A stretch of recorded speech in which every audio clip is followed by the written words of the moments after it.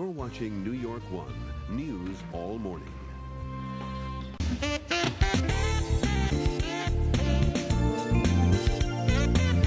This is the New York Living Health and Fitness Report. You might associate Botox with vanity, but now it's being used for more than just cosmetics. New York One Health reporter Kafid Drexel shows us how. They say never let them see you sweat, but for years that was almost impossible for 26-year-old Karen Geisenheimer. I had one of my best friend's weddings coming up, and the dresses were a very, very light satin green, and I was actually even thinking about not being in the wedding because I just knew how uncomfortable I would feel and how awful I would look with gigantic sweat stains under my armpits, kind of like the Sure and Unsure commercial with the girls dancing at the wedding, that I would be walking around with my hands like this the whole time. Geisenheimer has a condition called hyperhidrosis, which is the medical term for excessive sweating.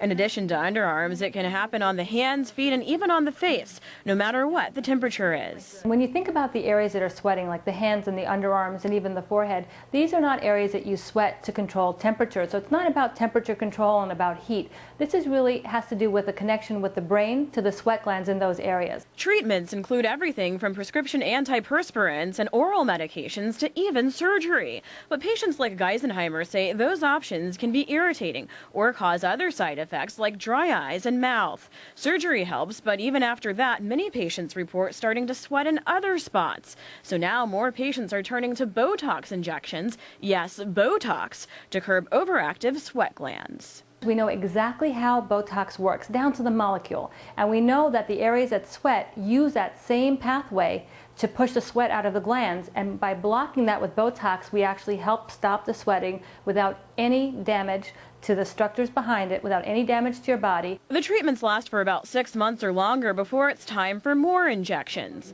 Geisenheimer says it's a solution that's given her her confidence back. Didn't have to constantly sit there wiping my armpits or run to the bathroom to put paper towels in my armpits and, drive to my friend's house with the air conditioning shooting on my armpits, which none of it really ever helped. It never stopped anything until the Botox. Most people who don't suffer from it don't understand the limitations that it does present you with, but I mean, it's really changed my life.